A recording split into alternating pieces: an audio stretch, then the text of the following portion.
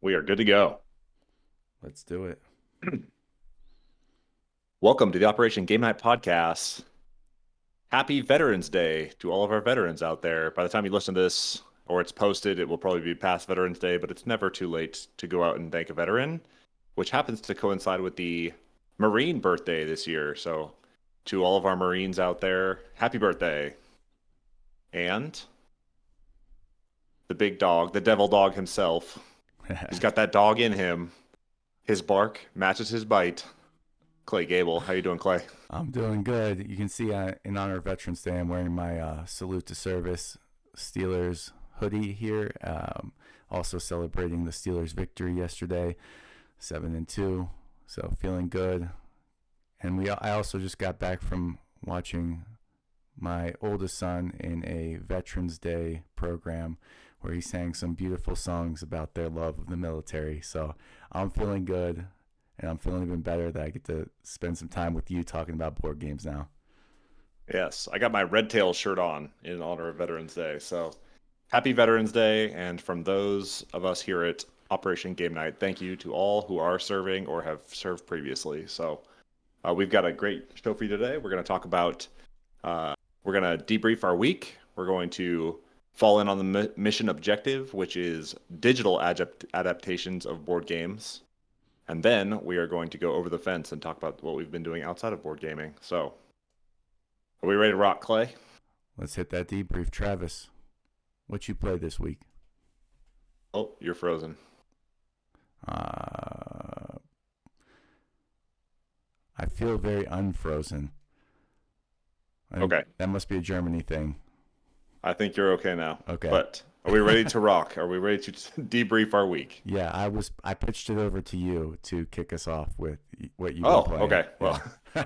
yes, I will debrief my week. I actually got a game night in this weekend, and we played a couple of party games. We played Super Mega Lucky Box, a Philip Walker Harding production, which is always fun.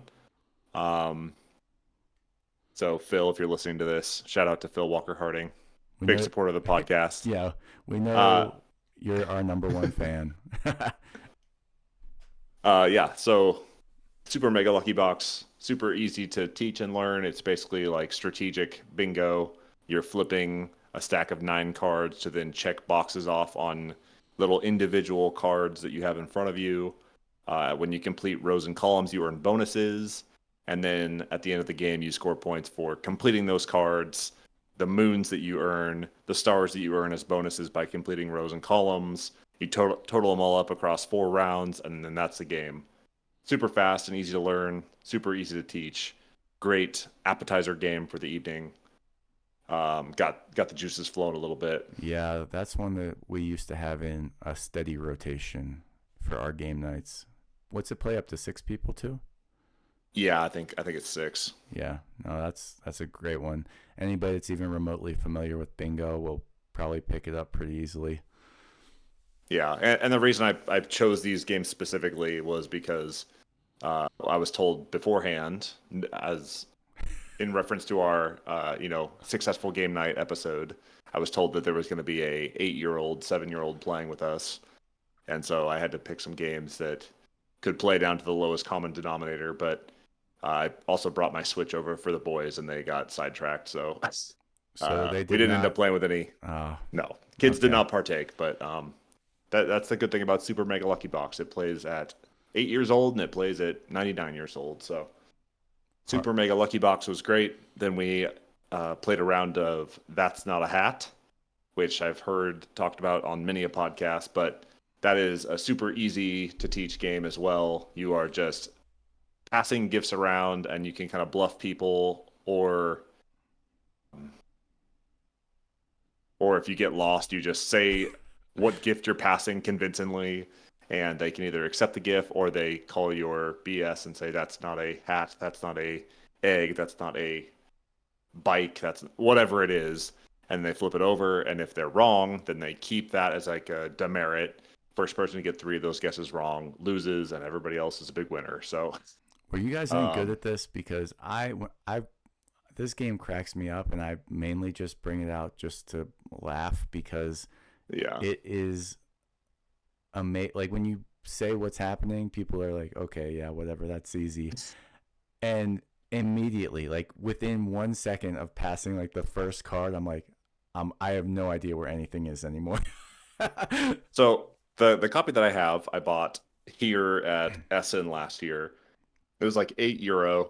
I couldn't say no. It was pretty new then, and all of the instructions that were in the box were in German. And so I watched a video on it, and I was like, okay, I got this. And then I set it up on the table. It takes 2 seconds to set up. You shuffle a bunch of cards together, and you pass one out to each player.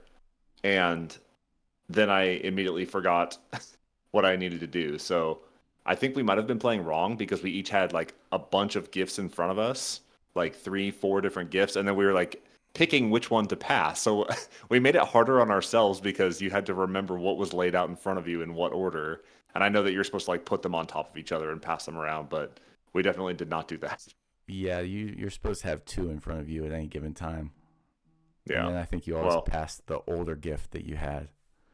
that's right. Yeah. Anyways, we made it way harder on ourselves, but there was only four of us and it was pretty low pressure. So Yeah. that game took all of 10 minutes to play, and we played it twice, and it was pretty fun. So Awesome. that's not a hat, always a hit. Yep. Then we bust out a game that I have not heard talked about on many a podcast, which is Guerrilla Marketing. It's a 2020 production by Roxley Games. Designer is Adam Weiss. And this game is like a much improved version of Cards Against Humanity or that style of party game where you are trying to pick your favorite of the options that are given to you. Um, this one is the theme is that this big corporate headquarters Mad Men ad agency has fired all of their writers, and they said gorillas can do your job better than these ad men, you know? And so the whole premise is that you are writing company, you're creating products or names of products, and then writing slogans for those made up products. Okay. And so it comes in this like really long, slim box. The artwork is awesome. It's got, monkeys all over the place, but that's not really a huge draw for this game is the artwork. Then inside you have these long cards that lay out the steps of the game.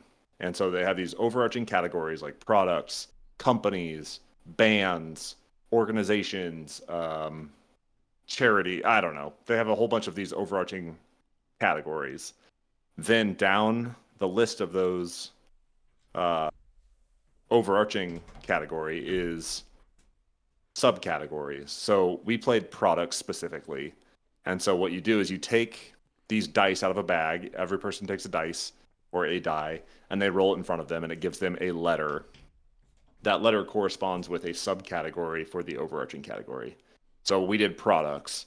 I rolled and I got clothing. So clothing products. Another person got kitchen products, baby products, and then office supplies or something. So once you have those categories, you write them at the top of these like beautiful like uh, spiral bound write on whiteboard dry erase marker boards that you use. And so you write the category up top, and then you roll up to four dice for the whole table to use that have letters on it. And so sometimes it's only two letters, which is the case in mine because we rolled two reds right off the bat. But you could roll up to four, and it can be, a bunch of different letters. And those letters, when rolled in order, make up the title of the brand name that you're writing for. And so ours was TS, which happened to be my initials, but we had to write products that started with TS. So for clothing, we got like teal sneakers or um, what was the other one? For baby products, it was like the Tobble snail. And we're like, what the hell is a Tobble snail? And she's like, I don't know, but it starts with a T and an S. And so we come up with these ridiculous products, and then what you do is you pick your favorite of those products as you pass them around. You pass the boards around, and everybody writes their answer. Mm-hmm. The person picks their favorite when it gets back to them, and then the person that got their favorite or their product was picked, they pull a banana from the center of the table. and then that product is written in the top section of the whiteboard underneath the overarching category, and then it goes around again, and you have to write a slogan for that product.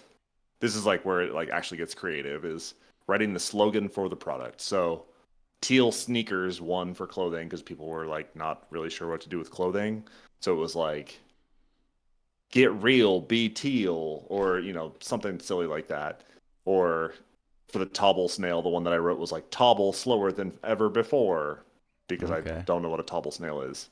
And so then you get some creative answers. I think it takes a little more creativity uh, than something like Cards Against Humanity, where you're just kind of picking a card that you already have given. You have to use a little bit of creative juices, but Yeah. you could get some really creative answers. And if you have creative people in your life that like these types of party games, this one is one to get because I think it's pretty inexpensive, and I think you actually get to flex your creative juices a little bit more with this one. So yeah, guerrilla marketing was really cool. I really enjoyed it.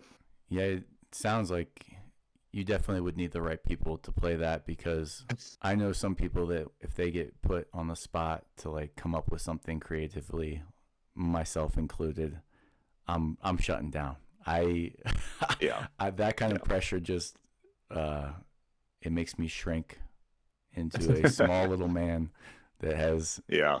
nothing clever to say. But yeah, it sounds like a lot of fun, like you said, with people that are inclined to like to, show off their wit. Yeah. And like if we would have written products that started with four different letters, we would have been sitting there for much longer. But like TS, you can come up with two words that start with T and an S Yeah. super fast. But yeah, some of those more complicated rounds could really take a while. We were kind of running short at the end of the game night, and that was kind of our last filler game before we had to take off. But you're supposed to play that over 3 rounds. You can switch categories between rounds if you want to. Okay. Um, the one thing that I didn't mention is when you go to pick your favorite of these or these products or these slogans or whatever it is, you can roll these two dice, and there's awards that you can give them based on the whatever letters that you roll. So like we rolled these two dice, and it gives you options for awards that you can pick from. So one is like least likely to use child labor in manufacturing, and the other one is like most flammable product or something. Oh, that And sounds you fun. can use those to help and decide, but we just kind of picked our favorites and went with that. So Yeah. yeah, guerrilla marketing was pretty cool. Well, I'm gonna slide in real quick, and since you're talking about party games, I just played last night. Green Team Wins, which I hadn't played in a long Oh time. Man, you can get this game for dirt cheap, and it's nothing novel. There's a million games where people write things on a whiteboard, and you have these fun moments. But Green Team Wins has been one that every time I've played has been a lot of fun and created a lot of laughter around the table. yeah. Essentially, you're trying to be on the green team by writing answers that the majority of the other folks around the table also wrote. Hmm. So you get these fun dynamics, people on the green team talking smack to the people on the orange team, and just trying to get in other people's heads about, man, I'm trying to think of some. Oh, my dad killed me last night. So there's some cards that are like this or that. You have to pick. Mm. Would you rather be able to hear a dog's thoughts or talk to a dolphin? And then there's ones that are just like fill in the blank. So public blank. And everybody writes down what comes to their mind or what they think is coming to everybody else's mind, so you can get on the green team. And then another category of question that comes out are multiple choice. So it'll give you 4 different options of, yeah, I think it was like underrated games or something. It gave 4, and it was Oh, like nice. Duck Duck Goose, musical chairs. And anyway, there's 4 options. We all flip over, and my dad had just written a a random game. He wrote Jacks, which was not one of the 4 options. And Kick so, the can. yeah, so he was definitely on the orange team for that one. But yeah, Green Team Wins is a fun, another like 20-minute game. Get a lot of good laughs out of. Get a target for $10 probably. But yeah, just thought I'd pile on your party game extravaganza with one that I just played last night and had a lot of fun with. Yeah, that is one that I definitely am going to end up procuring at some point because Rachel's family loves doing the would you rathers. Oh And I yeah. think that that would be right up their alley because they come up with some of the most ridiculous would you rathers.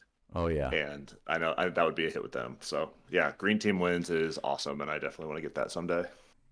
It's not hard to get. So if you, I know you're on a procurement ban. How's that been going? I know, Debrief me on pretty that. good. I mean, I've obtained plenty of Kickstarters since the start of the band, so I As am in still they've holding come, strong. but you haven't backed any new. Yes, yes, they have delivered since the band has started, which is like keeping me satiated, and I think Yeah. that it's gonna get me through the year for sure. Did Unconscious Mind show up yet? Yes, it did. Nice. Big It's a box. big So box. Lots of goodies in there. I'm anxious to see what you think about it. yeah, so yeah, got Kickstarters holding me down for the next year, and I will probably need to offload a whole bunch when I get back to the States. But for now, we're good. Nice. All right, debrief your week for me. I want to hear what else you've been playing. All right. So Amanda at Empty Nest Board Mama had posted on her Instagram that she played Freshwater Fly. And if but nobody would know this again except my family, which is all of our viewers. Um, I when I first became a second lieutenant and was up at Buckley in Denver, I spent every weekend fly fishing for 4 years pretty much. That was my hobby. Loved it. And, moved to Virginia and there wasn't that good of fly fishing around. And I had kids. And since I moved back to Colorado, it's just, board gaming is a nice hobby because it's very attainable and you can do it with children. They go to bed. You can just sit down and play some games. But to peel off on the weekend, to drive up to the mountains and fish for 4 hours when you're only off for 2 days, a lot. Mary would be fine with it, and she would probably let me do it occasionally. But to me, it just feels like I'm missing so much time on my 2 days off with the family that Yeah. it's not worth it. Still love to do it, but just have not been in it anymore. So anyway, I saw her post about that game, and that's a game that's always been on my radar that I wanted to check out just because of the theme. And so I posted that, and she was kind enough to send it to me to borrow and send it back. So I got to play it. It was published in 2019 by Bellwether Games, and it was designed by Brian Surrey. But anyway, essentially, it's a fly fishing simulator, and what you're doing is dice drafting. So you have a pool of dice, you draft one of them, and you take one of three actions with that die. You either cast into the river, or you reel a fish in that you already have on your line. And the third thing you can do is just kind of scrap the die, kind of like in Castles of Burgundy, to get two workers. You scrap the die, and you get to move your marker up on this finesse track that you can eventually cash in to get some bonuses, such as changing the value of a die plus or minus one, changing out the fly that you have tied on, drawing another strike card. But anyway, so to cast, if I took a 6 from the pool of die to cast, the river is laid out into 6 different columns. So if I had a 6 die, I could cast to the furthest to the right column, which is good because once you go to a column, if you have a fly on, so I have a blue fly on, at the bottom of that column, there's all these hatch tokens. So there's blue, orange, green hatch tokens at the bottom of the column showing what type of food those fish are feeding on. So if my fly matches the food that the fish are feeding on in that column, I can try to catch a fish. And in that case, another player will draw a card from this. It's a deck of 4 cards, 4 strike cards. There's 3 that are not hits and 1 that shows that you caught a fish. So on that first cast, if you match, Somebody flips a card from the strike deck. If it is a hit, you get to take that fish and put it on your line. If it's not a hit, then you can drift down the river to the next spot. And if in that next column you also have a matching hatch there, you can flip again. But this Yeah, time you get to flip 2 cards. And again, that's pretty cool. yeah, if you don't get a hit there, you can drift one more time to a column and try again.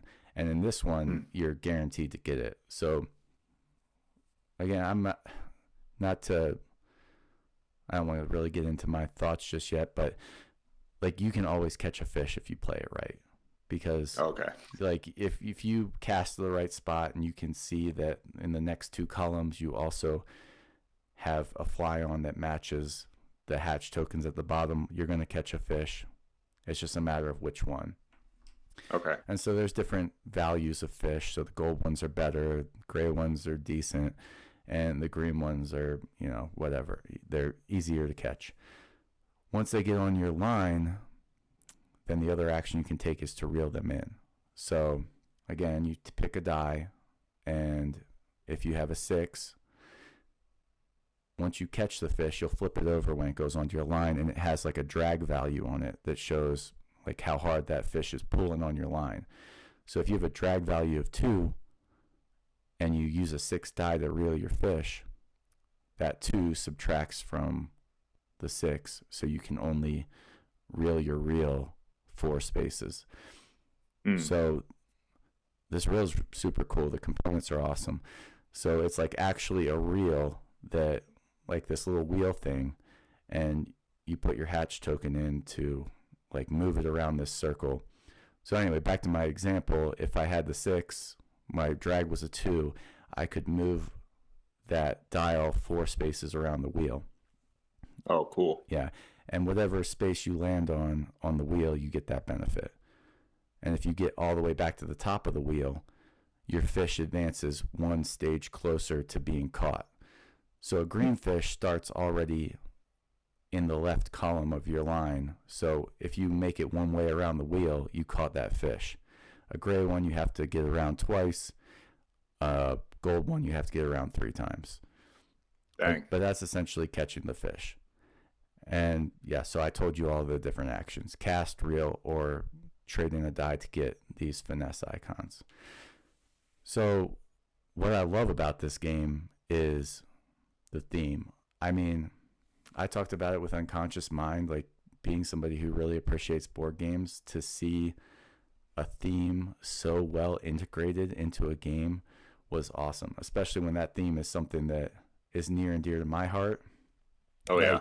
That it literally, I mean, this guy who designed it must have been a fly fisherman, because, Yeah. with the hatch tokens and the way you drift down the river, like that's fly fishing right there. And the fact that you want to, the first place your fly lands, you're probably not likely to catch a fish there. And that's fly fishing, because Yeah. you want to, like, when you initially cast, you like kind of stir up the water a little bit, and so you want that nice drifted fly coming down the river. So it makes sense that you draw more strike cards as you let that fly drift down the river. So again, like the way they incorporated the theme was so awesome, with the hatch and the tying on the fly that matches the hatch. But so for me, there's many different reasons to own a game, and this might not have been like the most exciting game, and like, but having a game that like speaks to me on an artistic level about what it is to fly fish, like that is worth having to me. So I bought it for myself after she sent it to me. Again, there's a million games that are more fun for me to play than this, but the care they took to make this really feel like a fly fishing game, like, that's worth it to have, just as a work of art and appreciation in my collection. So yeah. So I actually own this one as well, and that was the whole reason for me getting it. Was we went to that game swap in Colorado, and this one jumped out immediately, and I made a trade for it because I also appreciate fly fishing, and if nothing else, it's at least like cool to own. I don't know of a whole lot of people that own this one. It's not widely advertised or anything, but yeah, this one's like a cool production with beautiful art and really careful design that is pretty thematic. So I'm a big theme guy, and Freshwater Fly was a definite procure for me Yeah, once I saw it. this is a game. A lot of games that the themes pasted on. Somebody came up with a game and they're like, what theme can we put on this? I can't say how they designed it, but it feels to me like somebody said, I want to design a game about fly fishing, and that's what I'm going to do. And they went Yeah, to great lengths to make everything feel like fly fishing. So that's awesome.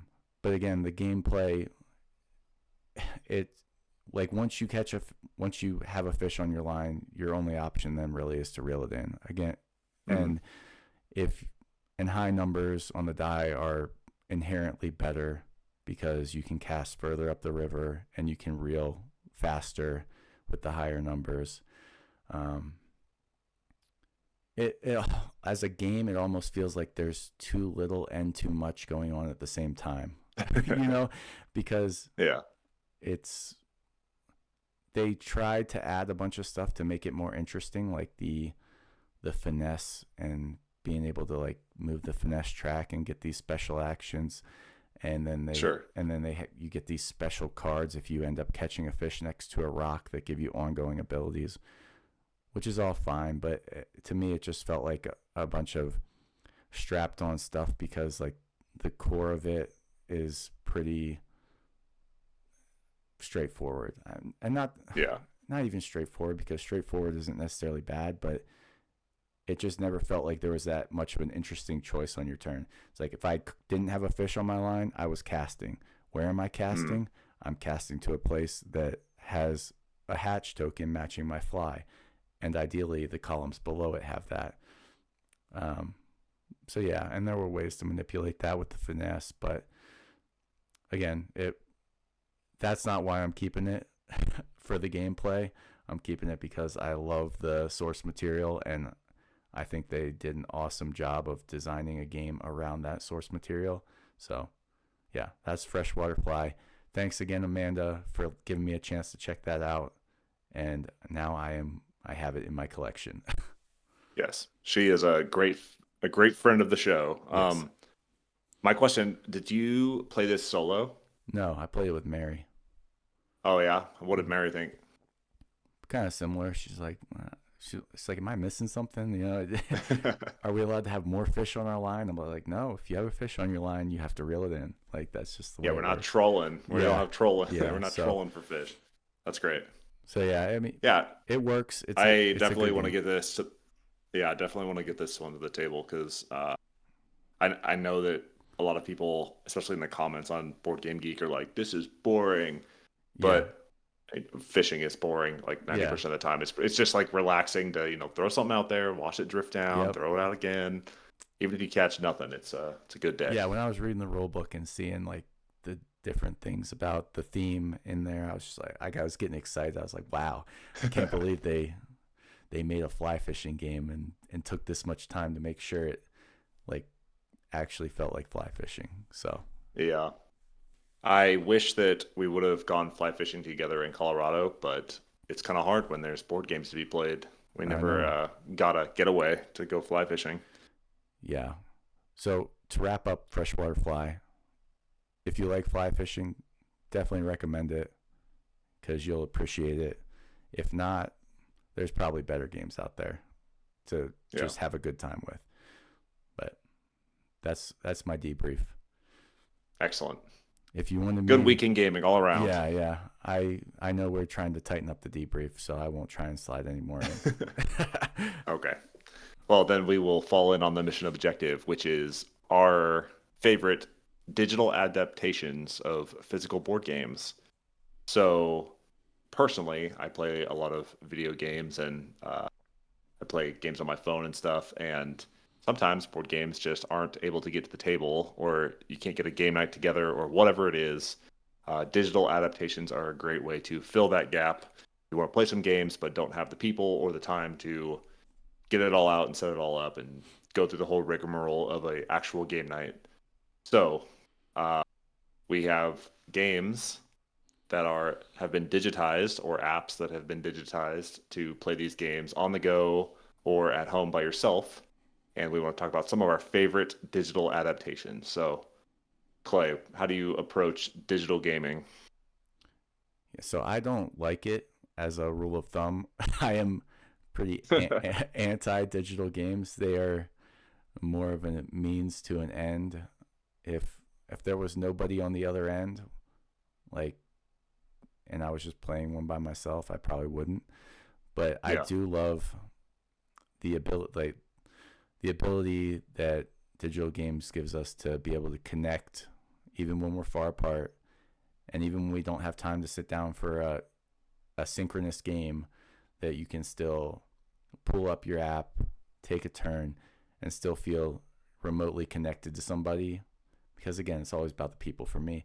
So just like those like little hits every day of knowing that I'm still playing the game with Travis and Jared and Tyler and Brenna and Scott and Brittany and all the people that I have games going on with on Board Game Arena, that feels good. But the actual games, I rarely will sit down and just play a digital game by myself or even with yeah, people I don't know in a synchronous game online.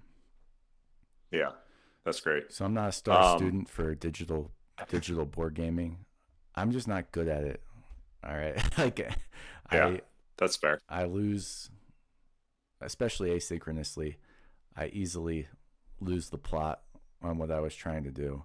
It's hard enough for me to Mm, keep the plot when I'm in person staring at the game in front of me for 2 hours, let alone when I haven't looked at the board state in a day and then have to yeah, reacquaint myself with it. So I'm pretty lazy on digital games. I'll usually take the path of least resistance. If it requires me reading some card that gives a special ability, I'm probably not doing it. Probably just gonna probably just gonna hit whatever the easiest action is. And so if you see my elos on Board Game Arena and you judge me, you're probably right to, and it's warranted. yeah, yeah. I would agree that it's always better to play in person, but these digital adaptations are improving every year, every time they release a new one, and you can get really close to the actual game in these digital formats, and sometimes it's even enhanced. So we mentioned Board Game Arena. So what makes a good adaptation for you on Board Game Arena? Mm, So the adaptation, I don't know that the adaptation's what makes it a good game for me. It's more what about the game makes it a bad game for Board Game Arena for me. So bad games on Board Game Arena that I don't want to see adapted or play on Board Game Arena are games that have tons of text on cards or big sprawling areas I have to reassess every time and like Yeah, have to scroll on my phone left and right and up and down and try and look at other people's stuff on it. Like that's just too much work when I'm like just logging on to take a quick turn.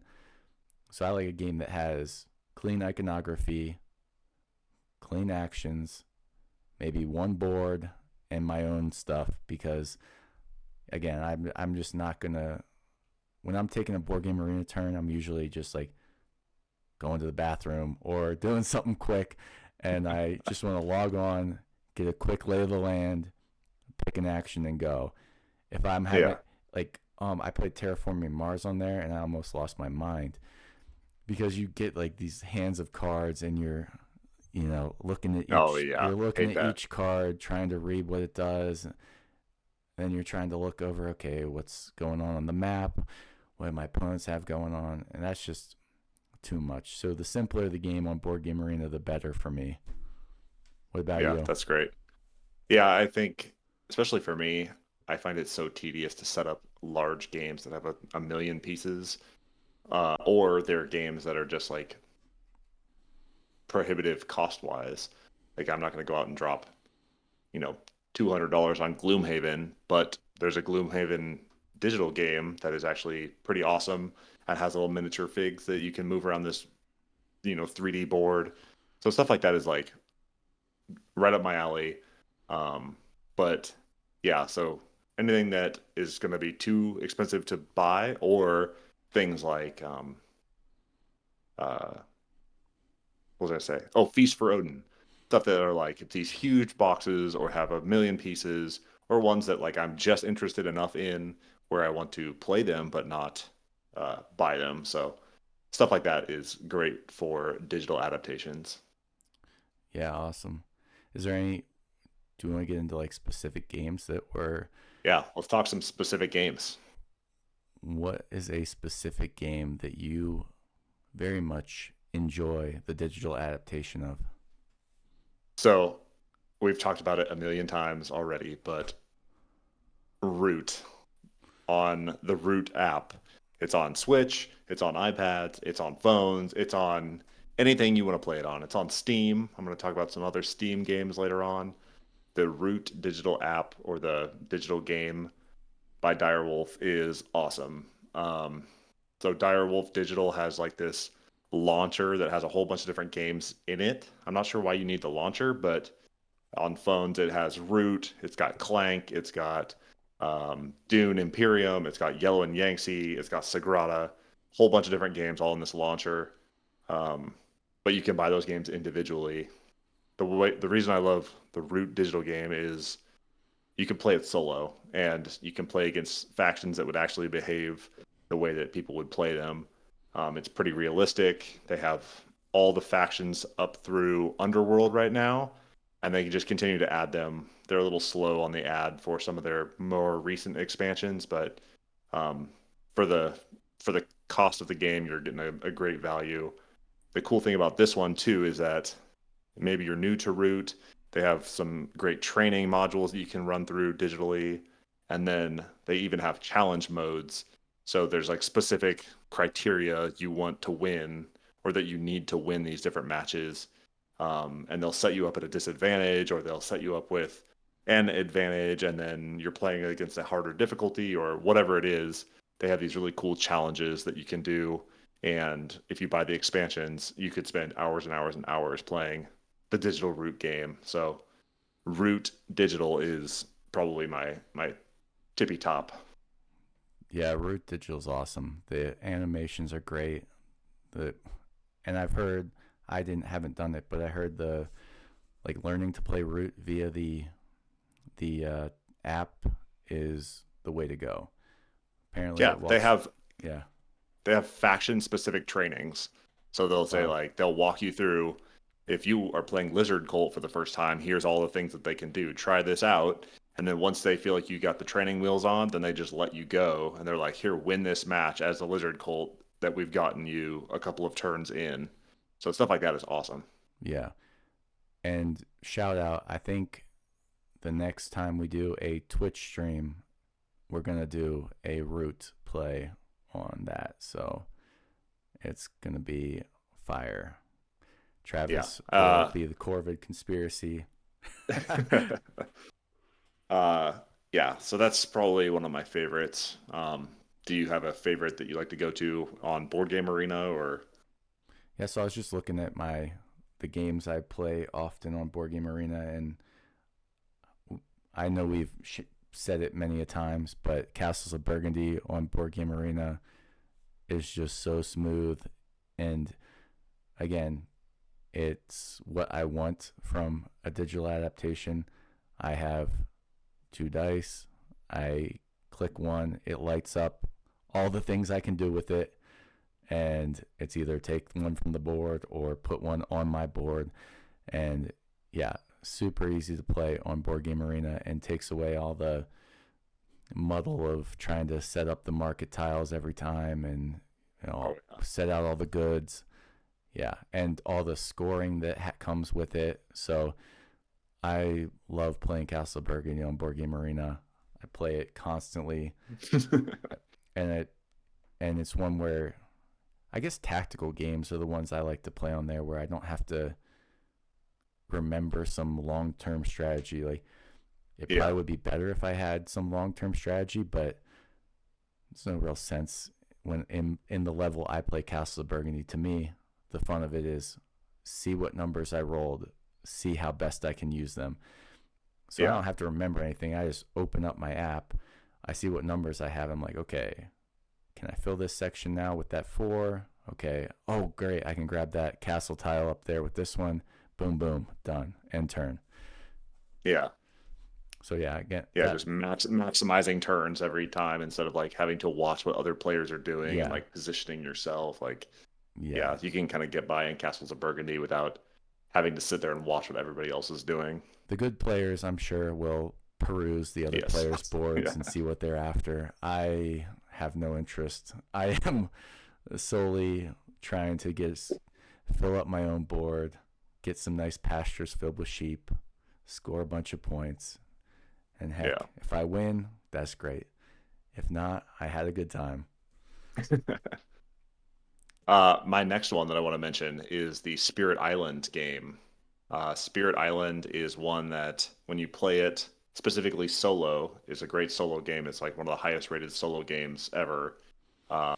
It gets a bit fiddly having to move all these pieces around and stack and restack and do your blight and shuffle the cards and do all this stuff. That game takes care of it digitally, and it actually has a awesome tutorial on how to play Spirit Island and what you're looking for each and every turn. The cool thing about Spirit Island Digital is that they have all of the expansions, and it's uh, far less expensive to just buy them digitally than to have these gigantic boxes cluttering your house. So, Spirit Island is definitely one that I appreciate playing digitally, especially solo. I tried this app out at one point, and I I remember liking it. I did not like playing Spirit Island in real life because of all the Yeah, fiddliness you said, and trying to remember that. That's just always my beef with a lot of these cooperative or solo games where you have to do 18 things with a enemy in between each turn. yeah, It's like, ugh. But yeah, that one, although I haven't played the app in years, I can remember feeling like if I was going to play Spirit Island, I certainly would do it on the app versus yeah, in person. yeah. Two others that I want to shout out for in terms of music actually is the Wingspan and Everdell apps or digital games. If you have not played these with the sound on, the music and the atmospherics are awesome. In Wingspan, you actually like get the sound of the birds and like they have these like really relaxing music and you get to hear what these birds actually sound like, which is kind of an added bonus that you don't normally get when you play it like a hard copy of Wingspan. And then Everdell is always cute and cuddly and has great relaxing music. So those two are very inexpensive and super relaxing games to play digitally. I like those two. Nice. Another one I want to give a shout out to on Board Game Arena is Heat, Pedal to the Oh Metal. yeah, I love playing that one on Board Game Arena. Your turn in real life, I mean it's streamlined in real life, yeah, but you have like a 7-step process you have to go through every turn to select your cards, move your car. What else is there? You can boost, you can cool yeah, down, you can slipstream. Then if you went around a corner, you have to check if you sped through it. And the app walks you through that, or Board Game Arena walks you through that so nicely that it's super nice. And when you're like picking your cards, it'll show you like where your car would end up on the racetrack based on the cards you're selecting. So you're not having to count and do math about where you might end up if you play these cards. So yeah, yeah, I like playing that one. Again, it's when you take your turn, it's pretty obvious what you need to be doing. There is a big racetrack and you have a hand of cards and it says which cards do you want to play to move, and then you can see how far you would go. So I like playing Heat, Pedal to the Metal on BGA. yeah. That one's great. This one is probably more expensive than it should be for a game that can be played with a regular deck of cards. But the Regicide companion is great digitally because you can play it solo, or I think there's a pass and play version of it on the app, and it takes all the thinking out of like combining or adding health or doing all this stuff. Each of the suits of cards that you play has a different ability, and it keeps track of all those abilities for you, so you don't really have to think about it. It'll tell you like if you're boosting with a club or whatever it is, it'll show you which cards you can use to boost with, and it'll actually like kind of help streamline the process of playing that. I got the app just because I was having trouble keeping track of that stuff when I was playing with my little regular. Oh, I have it right here, sitting right next to me. When I was playing Whoa. Regicide, yeah. And the app, I saw that they had an actual digital version that you could play right there on the app, and it's been great. And actually takes a lot of the thinking, especially if you don't have your little Regicide box or a deck of cards with you. So the Regicide app is really cool. There's some games that of a type of game that I do not enjoy playing on Board Game Arena, and those are games where everybody has to make a decision after everything. So what I'm thinking of is Mlem. I played that. Yeah, I still liked it, but I played it on Board Game Arena, and especially async. Like every time the commander rolls the die, every single person in order, you can't like all do it at the same time, has to yeah, say whether they want to stay on the rocket ship or not. So what should be in real life, it's like a 2 second decision. Everybody's like, "Yep, I'm staying on."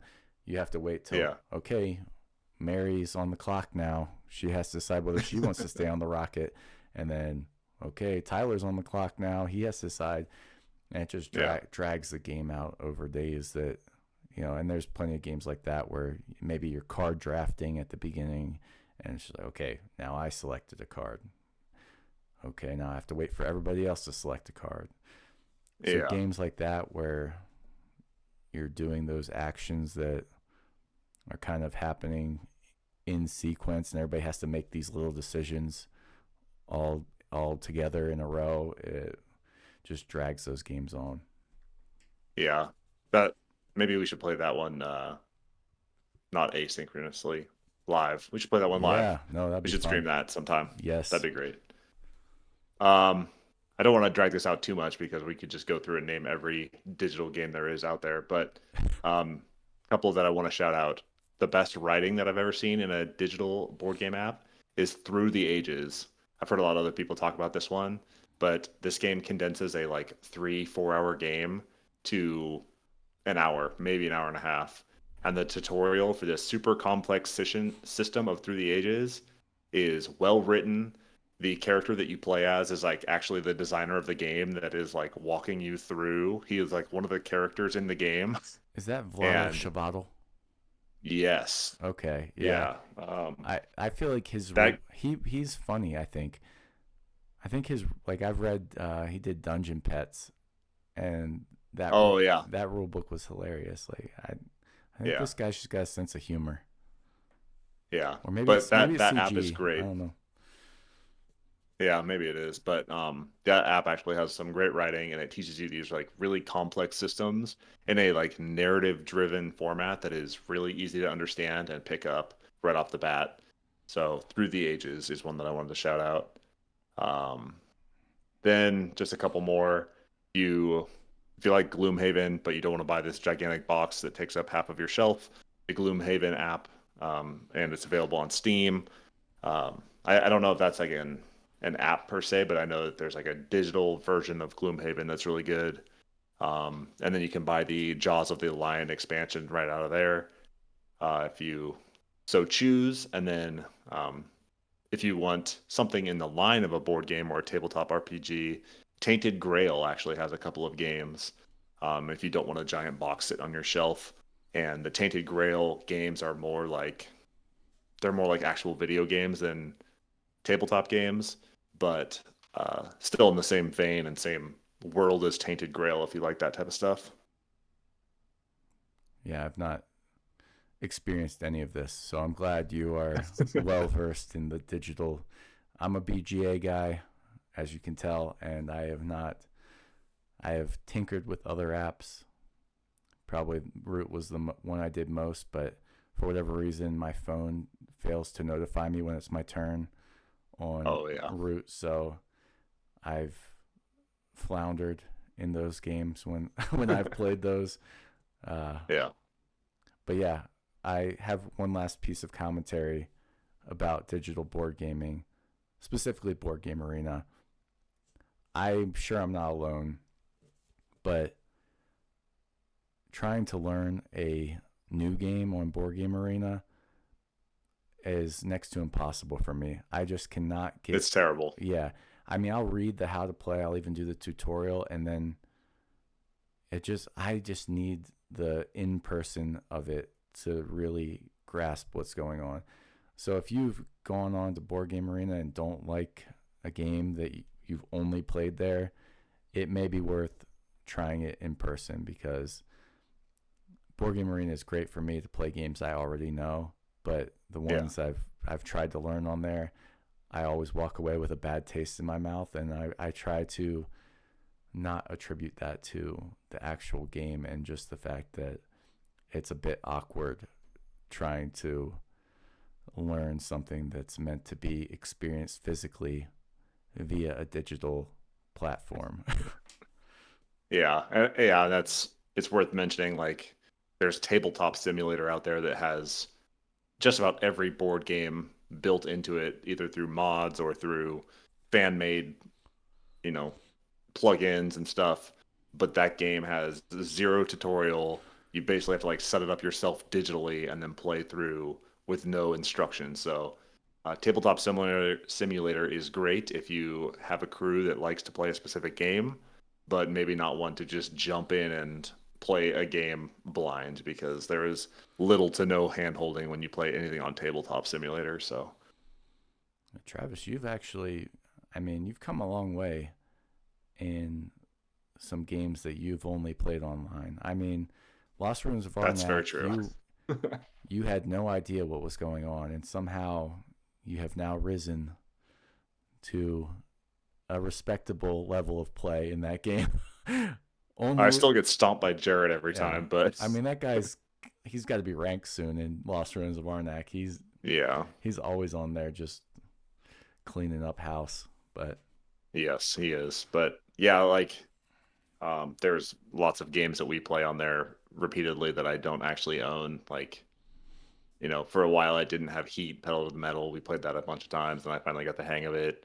Lost Ruins is a game that I own, but like never really got to the table. I got it in a swap a long time ago, and Rachel's not going to sit down and play that with me. So why gets little would? to no love in this house. Come on, she might like it. Uh, It's not yeah, that she bad. might. Mary doesn't I don't mind know that if one. I don't know if she's ever played a worker placement game. So Really? maybe that's next. Yeah. Maybe that's the next evolution of her board gaming journey. Bust out Gateway Island and Yeah, there you go. and play the worker placement mini game. Yeah. And we definitely buried the lead on this one. The reason we're talking about digital games today is because we did a stream last week. We played Distilled on Board Game Arena. If you missed the stream and you want to watch that video, it's up on our YouTube channel at Operation Game Night. And we're planning on doing another stream this week. We'll probably play Root on Tabletop Simulator, because people have added in all of the fan made factions to that game in Tabletop Simulator. So I kind Whoa. of want to give those a spin. Let's There's do like it. 50 factions in that game now. Holy cow. Yeah. So, That's anyways, wild. yeah, we'll definitely do more streams later on, and we will keep you apprised if you are interested in that. Interested If you in missed the tuning in. live stream, you didn't miss much. We had some technical difficulties, and from what I gather via my wife's viewing of it, it was mainly frozen, and that's that. But the version of it we put on YouTube is clean, so check it out if you need something to play in the background. Yeah. And when If this, you just like the sultry sounds of our voices. yeah, see Distilled being popping off on Board Game Arena. Yeah. All right. Shall we go over the fence and wrap this up? Yeah, Travis, what you been doing outside of board gaming? I've been hosting family, so little to nothing outside of board gaming. Um, I finished Yellow Jackets, which was a phenomenal show. Season two. Can't wait for season three to come out with whenever it eventually comes out. But yeah, we've just been hosting and putzing around the house. So looking forward to Thanksgiving. We're putting our menu together for our Thanksgiving feast. Pretty excited about that. Oh man, you guys do it up. I think we're gonna do a prime rib. We did a prime rib last year and it was a smashing success. So I think we're gonna do the same thing this year. Were you in Germany last year? Yeah, Dang, man, time flies. I know. Crazy. Shoot.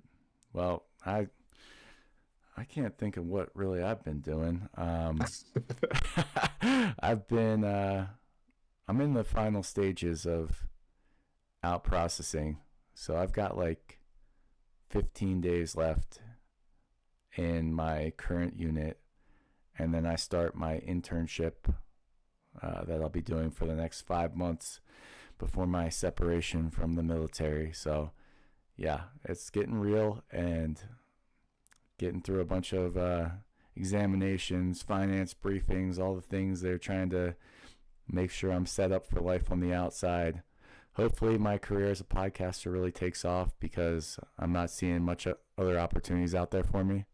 Yeah, well, until you open up your game store and then you can like really Man, push that here. You can push your game store agenda here. yeah, that's the dream. All the Yeah, all the gamers in South Central Pennsylvania will be going nuts. hell yeah. I'll be your first investor. All right, hey, we got the plans for the cardboard keg laid out, Oh yeah. and Oh I'm yeah. I'm all We're for it set. still.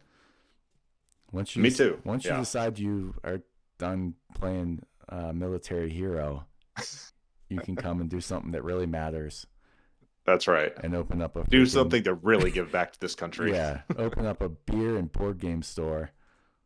Hell yeah. Well, by then this podcast will be huge and we'll have more listeners than the Kelsey brothers. So Oh my we'll god. Hey, just okay, use that seed money. over the fence. I'm going over the fence again. I saw the Kelsey brothers cereal in Target. What? They have a Kelsey mix, and it's a mix of Reese's Puffs, Cinnamon Toast Crunch, and Lucky Charms all in one bag. Okay, that sounds awesome. Yeah, and I ate that last night. Highly recommend. Okay, man, I need to get me a box of Kelsey mix then. That actually Yeah, sounds pretty good. yeah. I was skeptical, but I ate it. I was like, you know what? I don't think I can go back to eating these individually. They're just a Yeah, perfect medley of cereals together. yeah. We were watching, we watched a lot of football yesterday when Rachel's brother came in, Yeah, and Jason Kelsey is in all these commercials now. He's in like this Campbell's Chunky Soup where he's like laying on a bearskin rug eating soup. he's a And then he's man's in like man. a Hilton commercial. Like he's in all these commercials. It's wild. So when I retire from the military, I'm gonna get all these endorsements and be on every commercial because our podcast will be even bigger than the Kelsey Brothers podcast. I have no doubts.